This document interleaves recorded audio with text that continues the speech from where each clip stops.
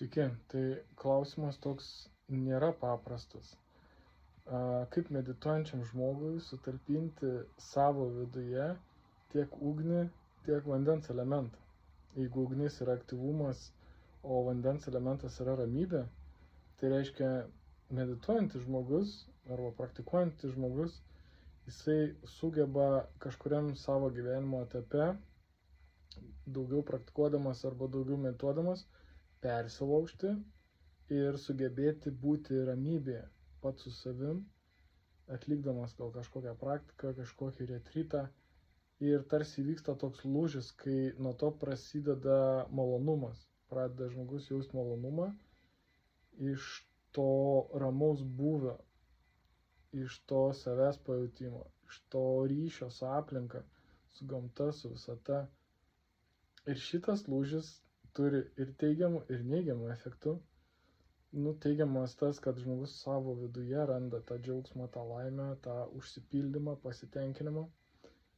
Bet neigiamas dalykas yra tas, kad jis tada nori atsitraukti nuo sociumo, nes tada sociumas pradeda tam trukdyti.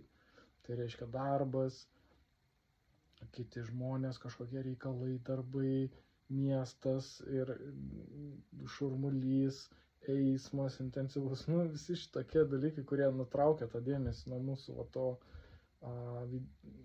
susitelkimo į savo vidų, į meditaciją, į praktiką. Bet iš tikrųjų tikra meistrystė yra sugebėti sutalpinti tą stiklainį du dalykus, vandenį ir ugnį, ir kuo daugiau vandens sutalpinti ir kuo daugiau ugnies sutalpinti, kad ten tiesiog būtų skompresuota. Kodėl?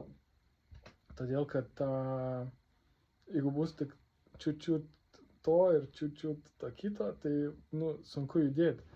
O įsivaizduokit dabar tokį variantą, kad jeigu tik norit, yra kažkoks darbas ir sugebat iškart įsijungti tą darbinį režimą ir tada jūs dirbat geriau už bet ką kitą.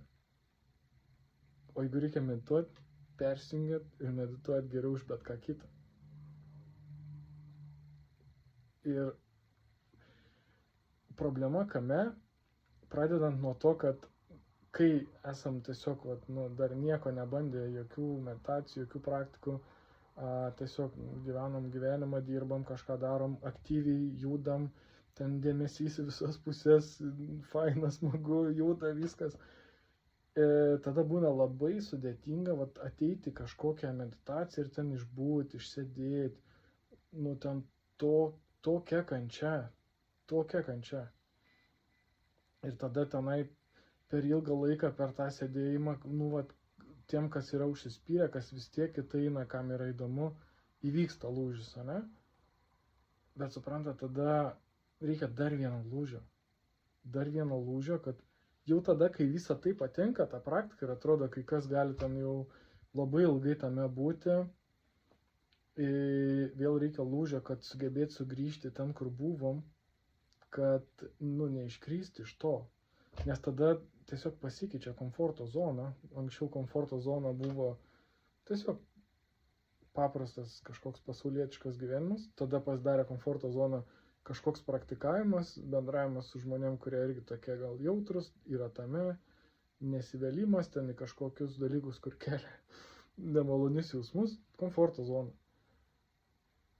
Bet su visu šituo jautrumu, su visu šituo patyrimu vėl sugrįžti ten, tai yra dar vienas lūžis. Tai yra dar vienas lūžis, kuris įgalina žmogų tapti tokiu multifunkciniu įrenginiu, kuris gali ir ten, ir ten. Bet tas persijunginimas nuo vieno prie kito, jį reikia išsilavinti, jį reikia išsiugdyti. Nes suprantate, esmė tokia, kad atėjus su tas visas praktikas, meditacijas atrodo, čia mes gerai gyvenam, o jie tai blogai gyvena. Geriau aš kokią jogytę pavesiu, kokius vyrų, moterų ratukus tenai, čia kokių treniruotėlių, dar ten kažkokių susibūrimėlių, padainuosim, dar kažką, bus fainai, nebenoriu šitą ofisą, nebenoriu šitas statybėlės, ar kur ten vyrai keliauja, man bus gerai taip. Bet iš tikrųjų, tai gerai, kaip sakyt, tada, kai jau žmogus supranta, kad ne, kažką reikia daryti, ne, kažkiek laiko praeina, žiūri, pinigai neateina, kažkaip tie žmonės nesirenka arba renkas, bet viskas ant tokio, nu, ant minimo arba ant egzistavimo, tada kažką reikia daryti, ne? Daug kas iš tikrųjų pradeda tada komerciją daryti iš tų praktikų, nu, čia irgi toks labai ant klaustuko dalykas, labai ant klaustuko. Bet kai kas pradeda grįžinėti.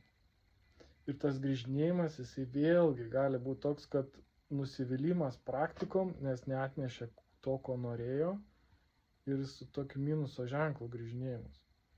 Bet iš tikrųjų, va, ta teisinga integracija, kad nu, tiesiog tu kažką gavai ir tu negalvo, kad tu ten dabar nieko neveikdamas galėsi ten paukščiukus skaičiuoti nuo ryto iki vakaro, atsiskyrime savo, nu gal ir galėsi, jeigu esi ant tiek pasiryžęs ir taip nusiteikęs, prašau pirmin, bet tu čia turi turėti, nu, tokį vienuolišką nusteikimą ir užtikrintumą.